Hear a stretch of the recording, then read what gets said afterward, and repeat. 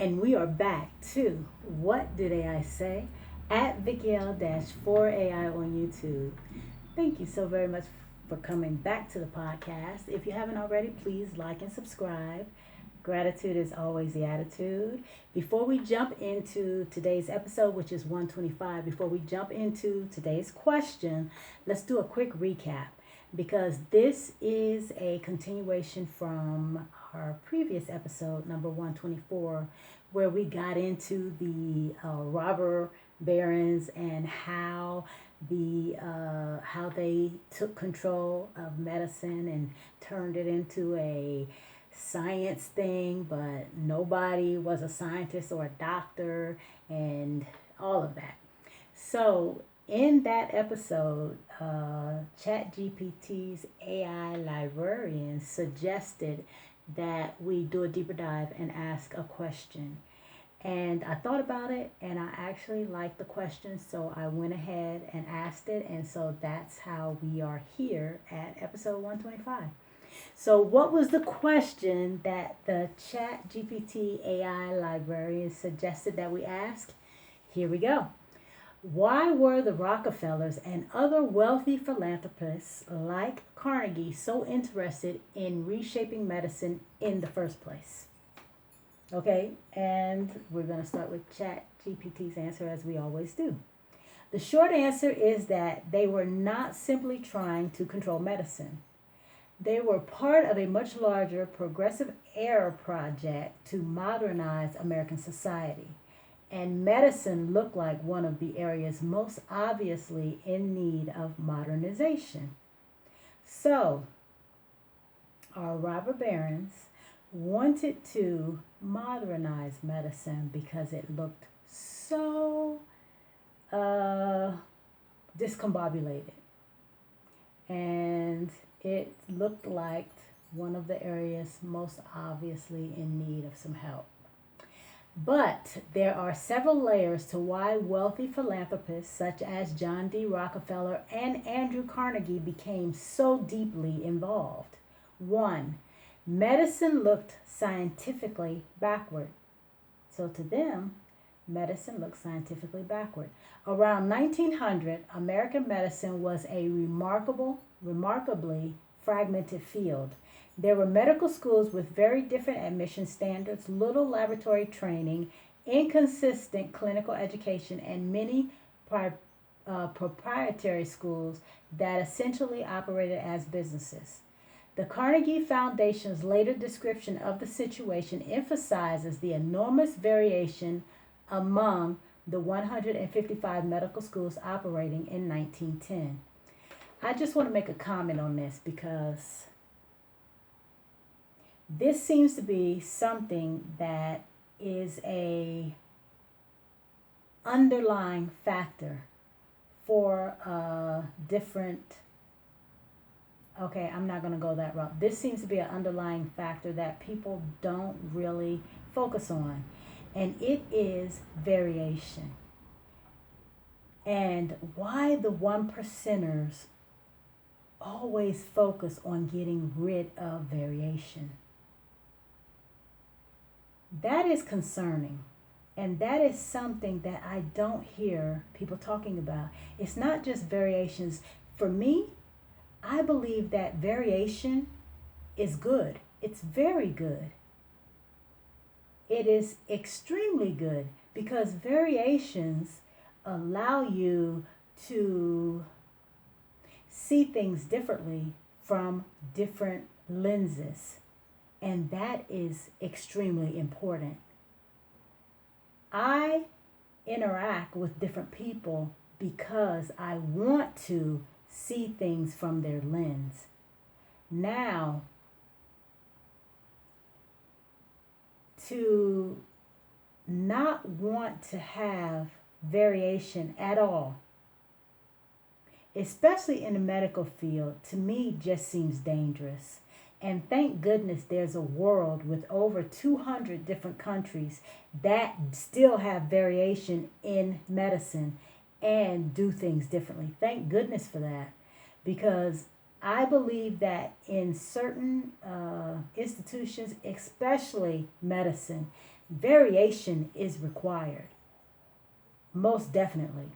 Okay, got off on a tangent there, but let's continue. I just thought that was interesting that they were upset about the variation of the medical schools that were operating during the early 1900s. Okay, meanwhile, European medicine, particularly German university medicine, was demonstrating the power of laboratory science, bacteriology, pathology, psychology, and clinical research. Okay, let's talk about Germany for just a minute. Now, in the early 1900s, I'm thinking that's going to be Wilhelm II. Yeah, I believe, if I got that right.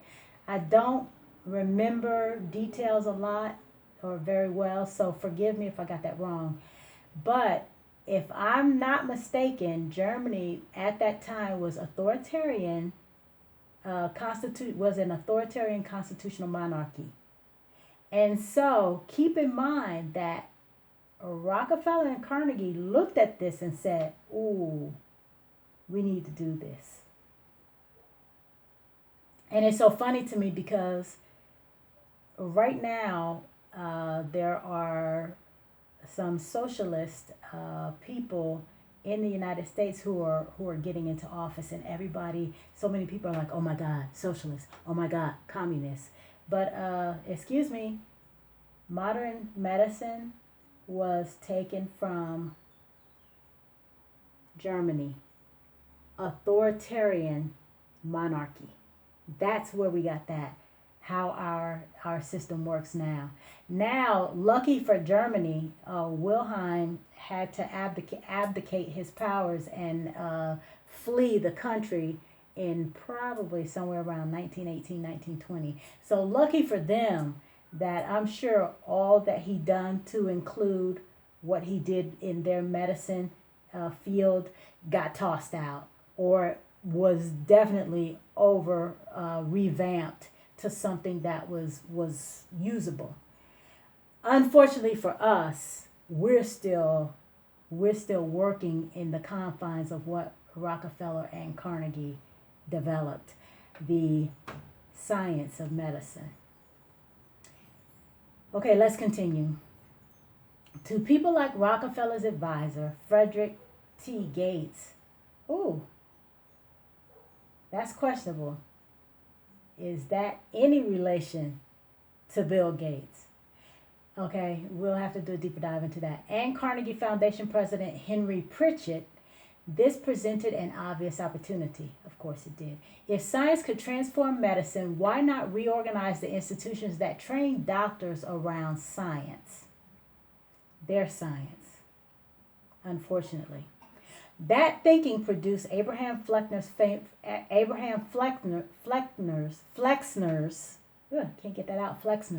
famous 1910 report for Carnegie.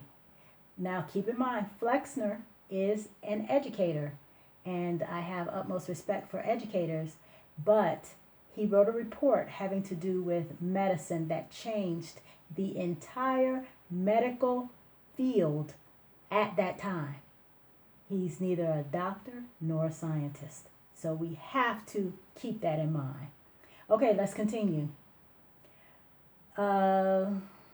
Flexner advocated university-based medical education combining basic science with clinical training.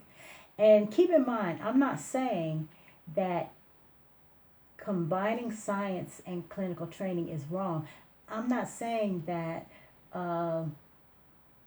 making the medical field about science is wrong.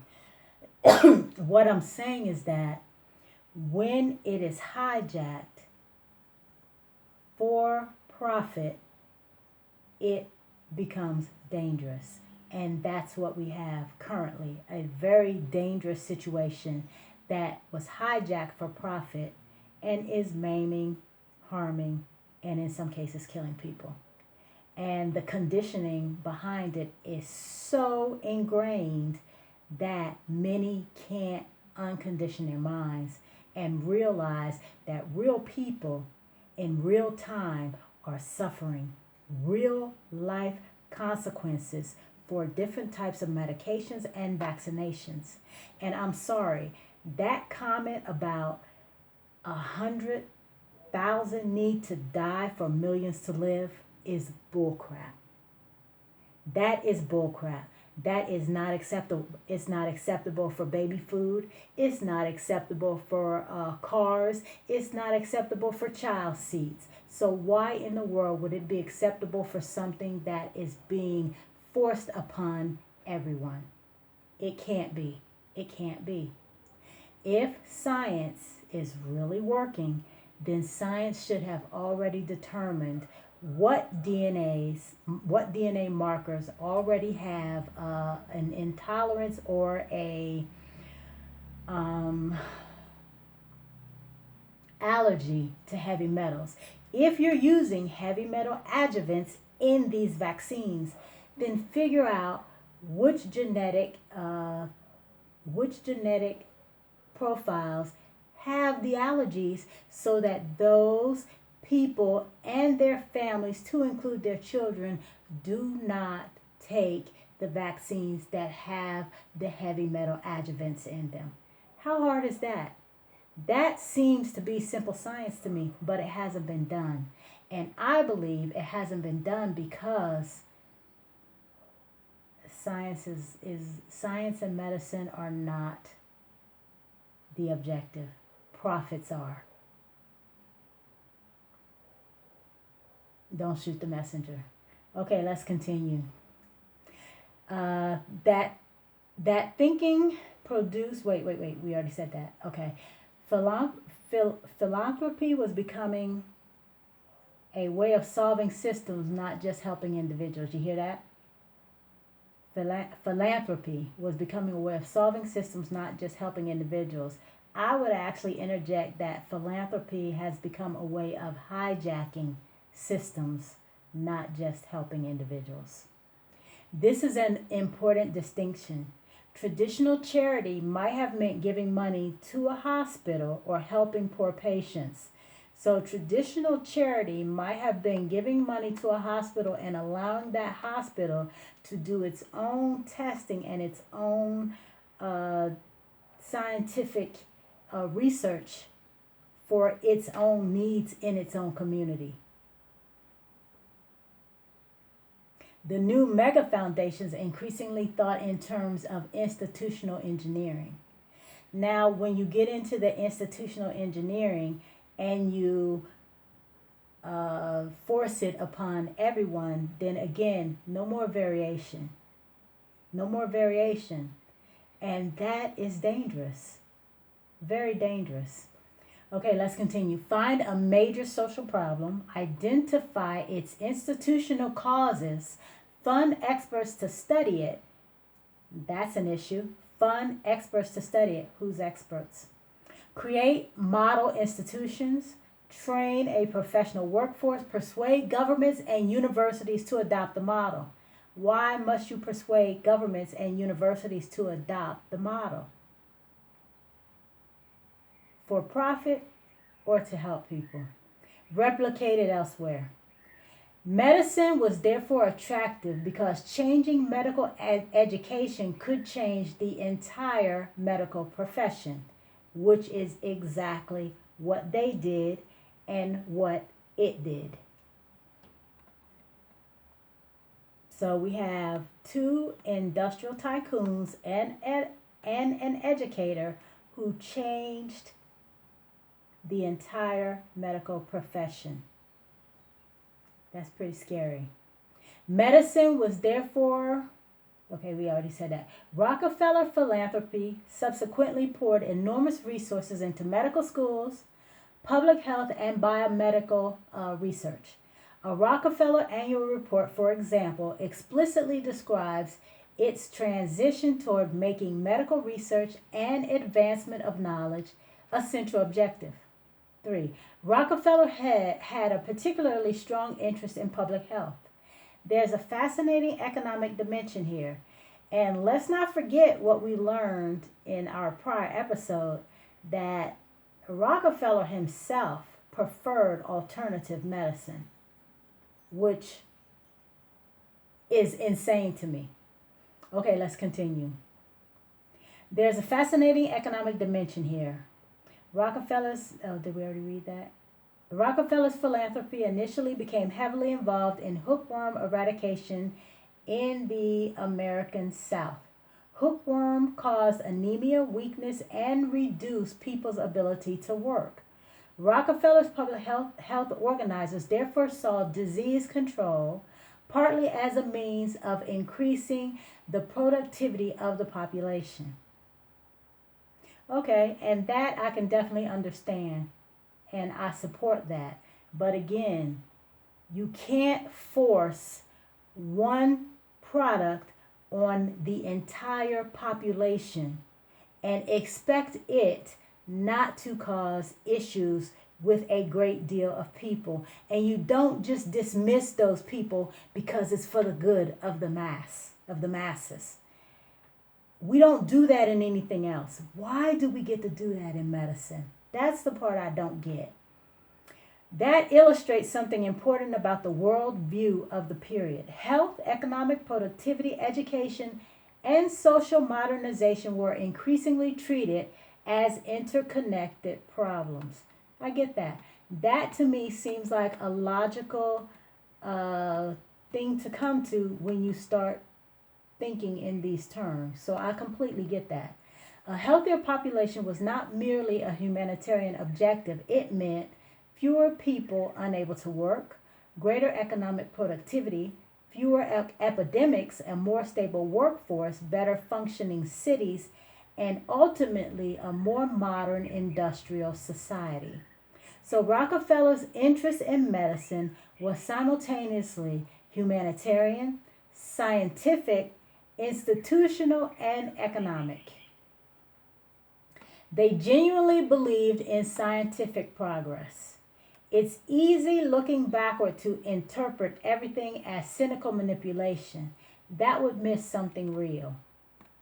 Many of these people were genuine believers in science and progress, and I believe that. It was the up and coming thing in that time. I completely believe that that was the case. Rockefeller's advisors, Frederick Gates, became convinced that American medicine's scientific foundation was inadequate after encountering the work of physicians such as William Osler. Okay, now this is where we start to get into problems. Frederick Gates, we never are told, at least we haven't yet, what his occupation is. But now we're being told that he became convinced that American medicine's scientific foundation was inadequate after encountering the work of physicians such as William Osler. So Frederick Gates, who I'm guessing because it hasn't been mentioned, is not a scientist or a doctor himself, but he is unhappy with the work of actual doctors. That's interesting to me. He subsequently helped direct Rockefeller money towards scientific medicine.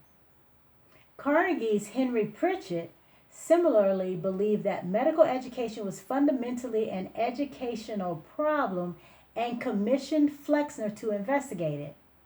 So what was Henry Pritchett? We already know Flexner was a educator, but what was Henry Pritchett? So we have non-doctors being unhappy with the work of actual doctors. This to me is a big deal.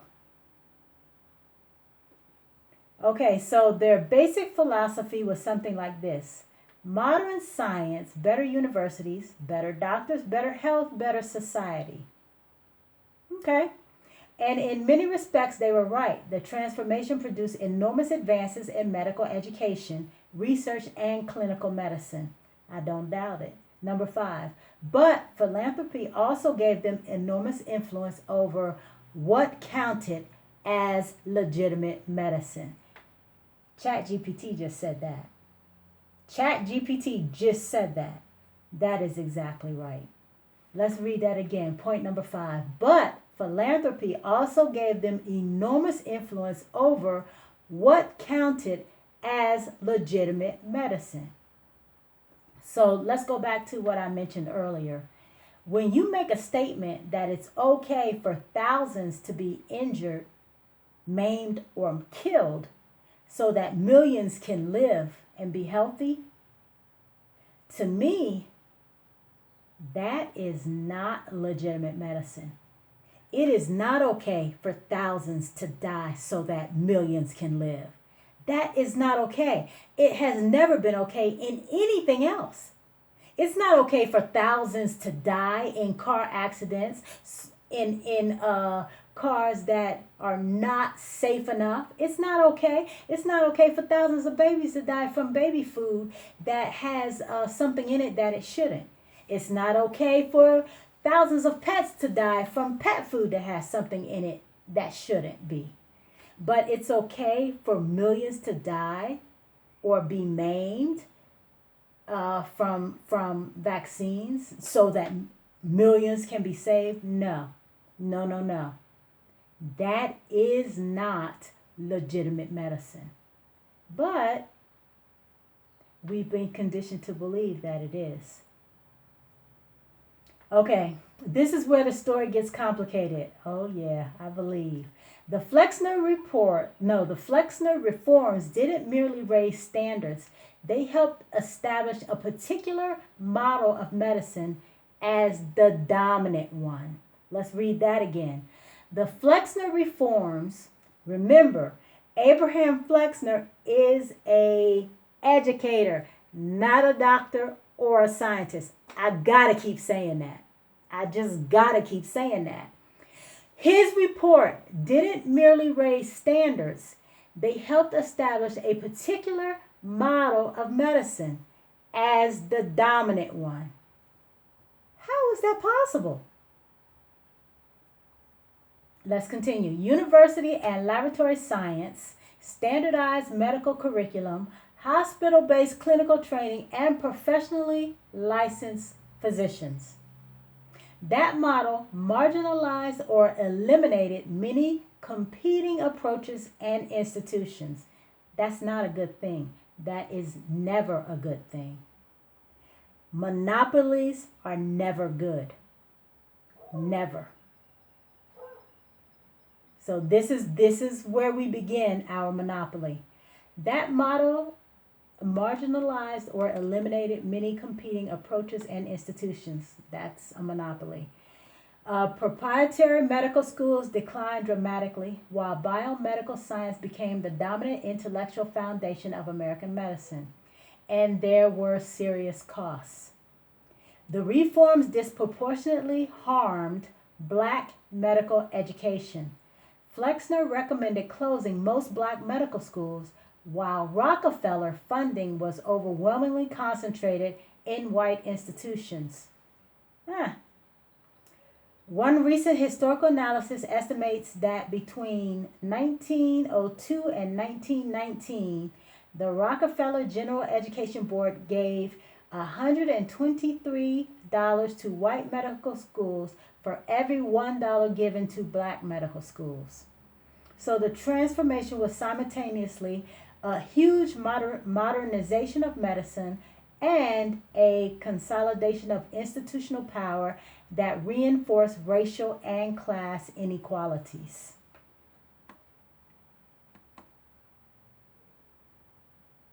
Both things can be true, absolutely. There was also a progressive error, belief in expert rule. That's number 6. This may be the deepest explanation. Rockefeller, Carnegie, and their contemporaries lived through the enormous social upheaval created by industrialization. They saw cities becoming huge, corporations becoming enormous, immigration transforming society, infectious diseases killing large numbers of people, and traditional institutions struggling to cope. Their answer was often professionalization.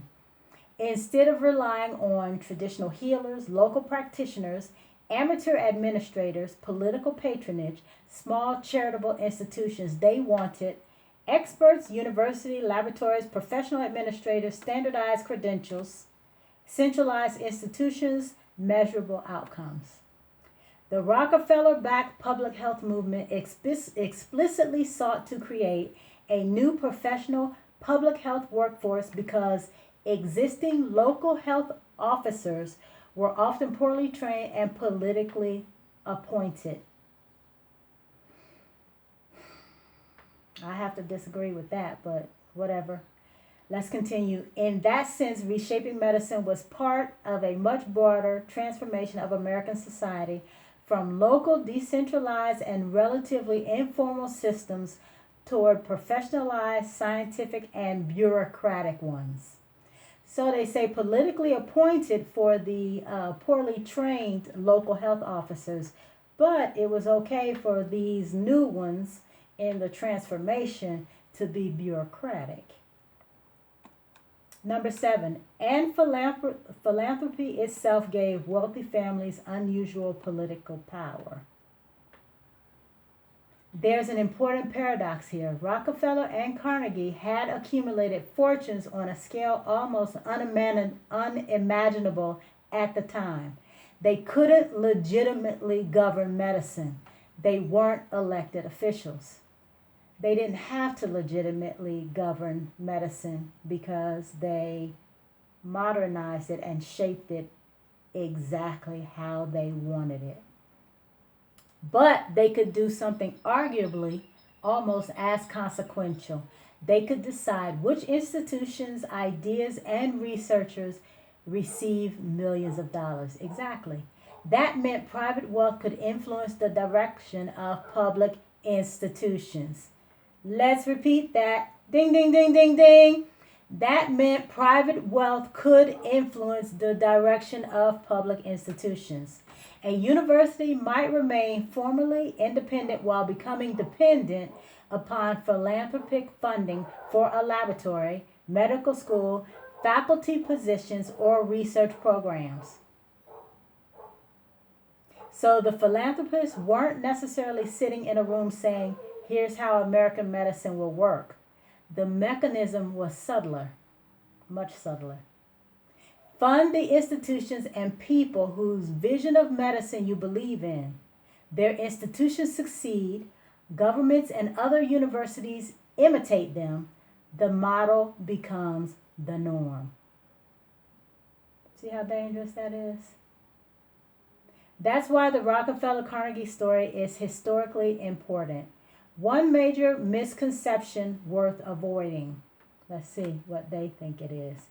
You will sometimes encounter the claim that Rockefeller and Carnegie took over medicine in order to eliminate natural medicine and create a pharmaceutical monopoly. There's a kernel of historic truth buried inside that narrative. Thank you. There is a kernel of historic truth buried inside that narrative. Let's see what kernel they're gonna pick out. Their money absolutely helped determine which forms of medical education and research became institutionally dominant. Hear that again. Okay, I'm going to read this whole thing over again because this is Chatgpt doing their word salad again, and I need you to pay attention. One major misconception worth avoiding. You will sometimes encounter the claim that Rockefeller and Carnegie took over medicine in order to eliminate natural medicine and create a pharmaceutical monopoly. There's a kernel of historical truth buried inside that narrative. Their money absolutely helped determine which forms of medical education and research became institutionally dominant. But the stronger conspiracy version isn't supported by the historical record. And we care why, because you just answered the question. Their money absolutely helped determine which forms of medical education and research became institutionally dominant. Okay, so as far as I'm concerned, they took over medicine. I'm sorry. That's how I see that. Okay, but let's hear what they have to say. The transformation was driven by several forces simultaneously. The rise of laboratory science, which again was done through their money. Progressive era professionalization, which again was done through their money. The AMA and state licensing, which I'm sure was influenced by their money. University expansion, which we've already learned, was also influenced by their money. European scientific influence, which we already discussed, was Wilhelm II in Germany, which is like the last place you want to get influence from. But let me take that back. Even in bad, there is some good. So it's being able to pick out the good from the bad and not be influenced by the bad. That's the hard part. Okay, hospital development. Again, influenced by their money. So everything, it keeps going. Philanthropic money. Philanthropic money, yes. Industrialization, yes. And genuine concern about incompetent medical training. What are you calling incompetent? Just because it doesn't look like what you think it should look like doesn't make it incompetent. And the philanthropists themselves had complicated motives rather than one unified agenda. This is true. The really interesting question isn't, did Rockefeller control medicine? Okay, this is Chatgpt maybe giving us another question that we can deep dive on. It's, how did a handful of private foundations acquire the ability to define what modern medicine should look like, and why did the rest of society accept their definition? Oh my God, ChatGPT's AI librarian is on point. Oh my God, that's an excellent question. We may have to do another episode. Okay, let's continue. That question gets us into the fascinating intersection of Rockefeller, Carnegie, the AMA, Abraham Flexner, Johns Hopkins, public health, eugenics, race, pharmaceuticals, and the rise of the modern medical industrial system. Whew, that was a mouthful. Okay, that was just ChatGPT's answer, and oh my God, we're already at 32 minutes. Okay, let's go ahead and see if we can get through Deepseek's answer as quickly as possible. Okay, just in case you forgot the question, which I'm sure you did because that was a lot of information. Why were the Rockefellers and other wealthy philanthropists like Carnegie so interested in reshaping medicine in the first place? Okay, this is Deepseek. Deepseek's answer. Deepseek is the Chinese AI. The Rockefellers, Carnegies, and other Gilded Age industrialists didn't reshape medicine out of altruism. We know that. At least I hope we do. They engineered a scientific, centralized medical system to serve their industrial capitalist vision. Their motivations blended profit, social control, and ideological conviction. Here's the breakdown. Let me reread that because that is spot on. Way to go, Deepseek. The Rockefellers, Carnegies, and other Gilded Age industrialists. Gilded Age, that is the early 1900s, where everything looks so sparkly, but underneath it was really shitty. That's what Gilded Age means. That's what gilded means. It looks good on the outside, but when you just scratch the surface a little bit, not so great. Okay, the Rockefellers, Carnegies, and other Gilded Age industrialists didn't reshape medicine out of altruism. They engineered a scientific, centralized medical system to serve their industrial capitalist vision. Industrial capitalist. So not only did they influence medicine, they also changed capitalism.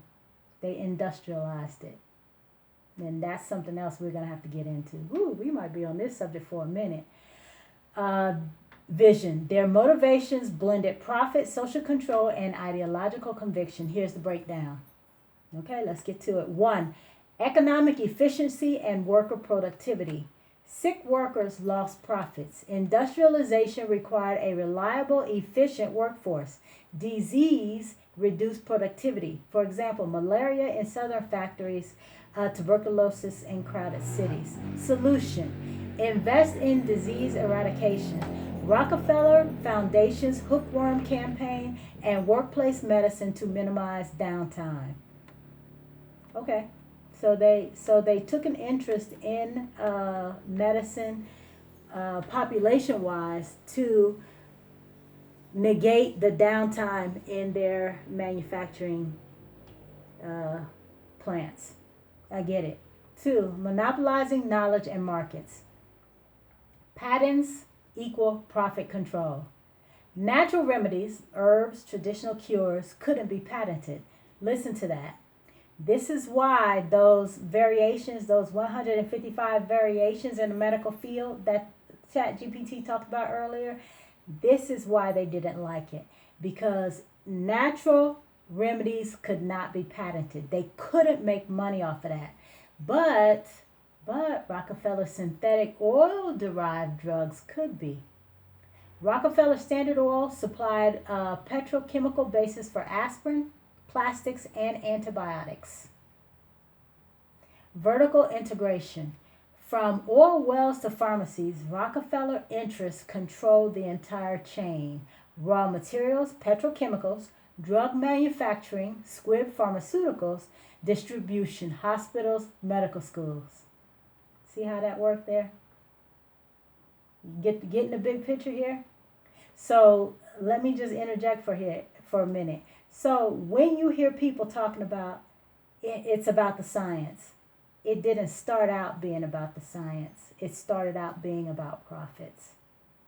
Now, granted, there were some things eradicated because of their greed for profits, but it was never about the science. Doctors and scientists didn't change the medical industry. It was industrialist and an educator. So it was never about the science. I just have to keep saying that. Okay, let's continue. Social engineering and control, taming dangerous populations. Carnegie funded eugenics research to improve human stock. Rockefeller backed mental hygiene movements to pathologize dissent. For example, labor organizations deemed insane. So now we're attacking. Oh wow. Oh wow. This just gets better and better. So now we're attacking organizations that protect workers in their plants, deeming them insane, undermining community healers. Let's continue. Midwives, herbalists, and immigrant doctors were seen as uncontrollable. Allopathic medicine centralized authority under expert physicians loyal to institutions. Let's read that again. Allopathic medicine centralized authority under expert physicians loyal to institutions. Not expert physicians who were loyal to their oath, do no harm. Expert physicians loyal to institutions. Freak to do no harm. Getting the picture? Philanthropy as reputation laundering. From robber barons to saviors. This is priceless. This is priceless. Absolutely priceless. And this is what you learn when you know your history. And this is why we don't know our history. Because we would learn this and we wouldn't be able to be enslaved and exploited anymore. After violent labor crackdowns, the Ludlow massacre, you might want to jot that down and look into that. See what that was all about. Ludlow massacre. That's one I hadn't heard. Okay, Rockefeller used medicine to rebrand as humanitarian.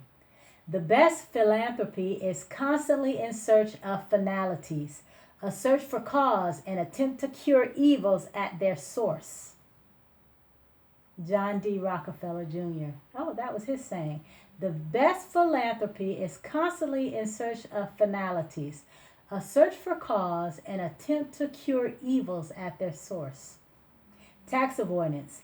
Foundations, tax exempt, let dynasties retain wealth while directing public policy. Foundations, tax exempt, let dynasties retain wealth while directing public policy. Ideological belief in scientific utilitarianism. The Flexner Report from 1910.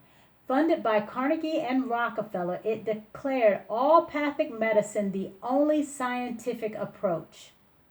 The outcomes of that report, again, that report was by an educator funded by two industrialists. No doctors, no scientists involved whatsoever. Shut down 50% of U.S. medical schools, especially homeopathic, black, and women's colleges. Standardized curricula around drug-based, hospital-centric care. Eugenics and social Darwinism.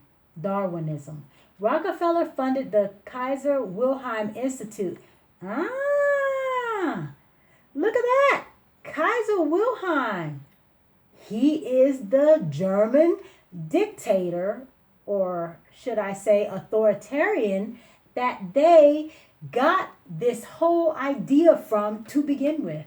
And not to mention that in 1918 or 1920, he abdicated his power and had to flee Germany. Oh my gosh, this is insanity. So Rockefeller funded the Kaiser Wilhelm Institute, named after him, Nazi eugenics research. Carnegie built labs to study racial fitness. Medicine was a tool to engineer society. Oh my God. The irony. Philanthropy that served capital. Initiative. Capitalist benefit, human cost. Okay, initiative. Medical school reform. Capitalist benefit created a compliant physician class reliant on industry. So bad. Created a compliant physician class reliant on industry. Human costs. Erase holistic community-based healing. Initiative. Disease eradication. Capitalist benefit. Protected workforce productivity. Human costs. Ignored root causes, which were poverty and pollution. I swear, it feels like we're right back there. Initiative, patent-based pharma, capitalist benefit, locked-in monopoly profits, human costs, made healthcare inaccessible to the poor. Initiative, medical hygiene movement, capitalist benefit, pathologized dissent, striking workers, human costs, justified institutionalizations of deviance. Oh, wow. So if you were a part of a union and you wanted to strike because your working conditions were deplorable, they institutionalized you as a deviant? Are you freaking kidding me? Wow. Okay, why they succeeded. Structural power. Funding leverage. Universities, researchers adopted their model or starved. Researchers adopted their model or starved. Policy capture. Rockefeller allies dominated the AMA, the FDA, and state boards. It's exactly what is going on right now. Policy capture. Rockefeller allies dominated the AMA, the FDA, and state boards. Culture shift. Science became synonymous with corporate medicine, marginalizing traditions as superstition. The goal wasn't health. It was a disciplined, efficient society serving industrial capitalism. As historian Howard Zinn noted, philanthropy became the mask of plutocracy.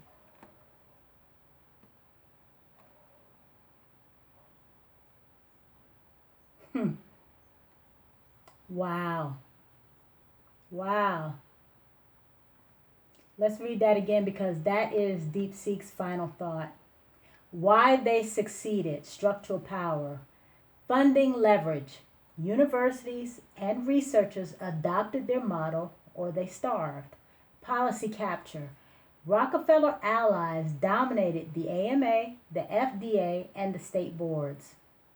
I don't know. Let me jot down AMA. I'm not sure what AMA was back in the 1900s, but I'm going to look it up. But I would guess that it was, since it's mentioned with the FDA, I'm guessing that it was another government board that had to do with health. But I'll definitely look that one up to make sure. Okay, cultural shifts. Science became synonymous with corporate medicine, marginalizing traditions as superstition. The goal wasn't health. The goal wasn't health. It was discipline, efficient society serving industrial capitalism. As historian Howard Zinn noted, philanthropy became the mask for plutocracy. Philanthropy became the mask for plutocracy.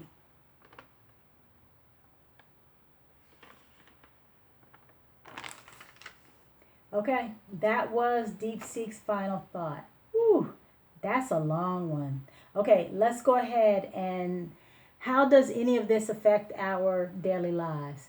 I think that throughout the reading of both ChatGPT's answer and Deepseek's answer, I've kind of interjected how all of this history, all of this important information has affected our everyday lives and continues to affect our everyday lives in the United States.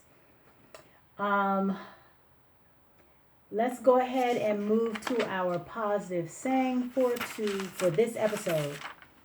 And which one are we going to use? Because I always have so many.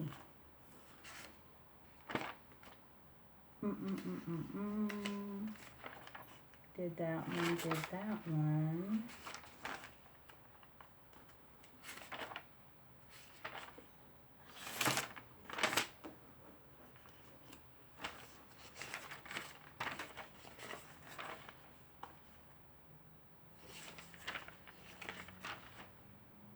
I think I've gone back too far now.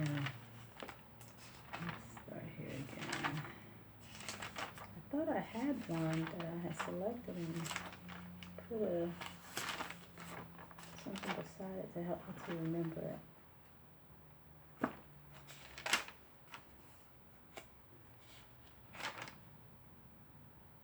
Okay, let's go ahead and just do this one. This is a Malcolm X one that it doesn't look like I've used in any other episode. So let's go ahead and do this one. Malcolm X. You're not to be so blind with patriotism that you can't face reality. Wrong is wrong, no matter who does it or says it. Okay, let's say that one more time. You're not to be so blind with patriotism that you can't face reality. Wrong is wrong, no matter who does it or says it.